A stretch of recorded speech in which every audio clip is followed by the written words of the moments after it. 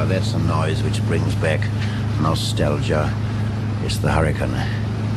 Now the Hurricane, as we all know, ad nauseam, was, together with the Spitfire, was the savior of this country in 1940.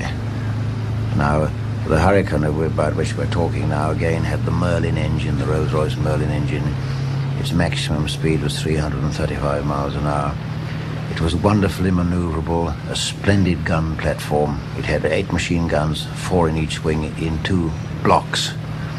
So there wasn't the same spread that there was in the Spitfire, which had the guns, 1 up against the fuselage, 2 in the middle of the wing, and 1 on the end of the wing, with a certain amount of dihedral on the wing, so that it was more difficult to get the fire concentrated, particularly if you went close. However, that's a diversion for which I apologize.